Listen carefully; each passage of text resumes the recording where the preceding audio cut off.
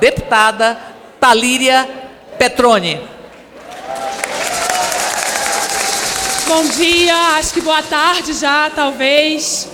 São poucas as vezes em que essa casa é um lugar para nós que somos maioria do povo. Normalmente, essa casa que deveria ser a casa do povo brasileiro e da sua diversidade é cinza, é triste, é antipovo e por antipovo é anti-mulher, porque nós mulheres somos a maioria do povo. As margaridas são a maioria do povo. E por isso é com muita emoção e muita alegria que nesse momento que a gente está vivendo tão grave da história brasileira, momento em que se tem saudade da ditadura, momento em que se avança sobre terras indígenas, quilombolas, ribeirinhos, momento que se avança sobre as mulheres do campo, da floresta, das águas, das quebradas, das favelas. É muito bom encher essa casa da maioria do povo. A deputada Érica Malunguinho costuma dizer uma coisa que eu acho muito forte, deputada Benedita. Normalmente, nós mulheres negras estamos sempre negociando o nosso pertencimento. E que bom estar com as minhas irmãs não negociando o nosso pertencimento nessa casa.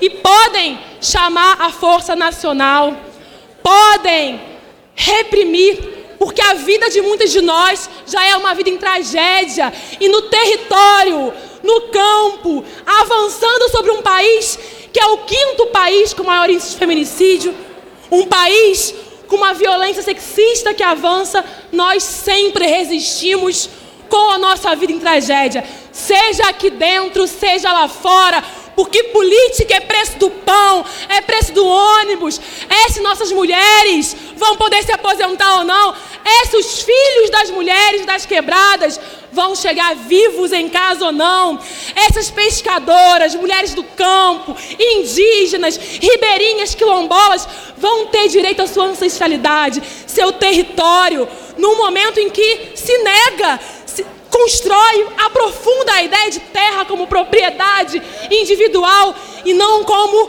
territorialidade, como um pertencimento ao território que está colocado aqui.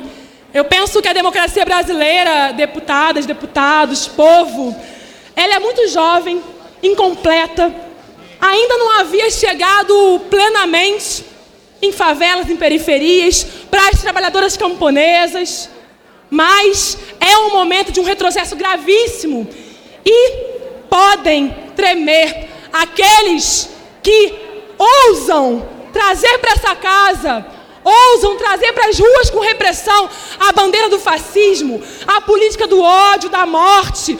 Nossos corpos sempre foram resistência, desde os navios negreiros, quando lá éramos as mais temidas porque não deixávamos mesmo que apagassem nossos sobrenomes, não deixávamos a memória de África, da onde fomos sequestradas, num país que ainda é colonial, ainda nega o direito de quem é dono dessa terra, que são os povos indígenas, ainda nega os direitos de quem construiu cada pedaço do chão que cada brasileira e brasileiro pisa, que é o povo negro, que nega toda a contribuição do campo, das mulheres camponesas para a cidade comer. Não dá mais para separar as dores e lembrar Margarida e toda a luta dela para enfrentar uma escravidão que permanecia e permanece, para os direitos trabalhistas do povo e das mulheres brasileiras, a luta dela para impedir o avanço dos ruralistas, do agronegócio sobre o campo, num país que, lamentavelmente, é aquele que mais assassina defensores e defensoras de direitos humanos, em especial ligados à luta pela terra. Mas se tem dor, se aqui tem a cada metro quadrado muita resistência, mas também muita dor, tem também uma potência da resistência das encantadas e encantados, da nossa ancestralidade, de tantas Margaridas que vieram antes de nós, Margaridas, Dandaras, Luísas, Marielles, e de uma geração, e eu termino deputada Érica, de uma geração que só vai parar de marchar até que todas formos livres. A gente não aceita a liberdade pela metade.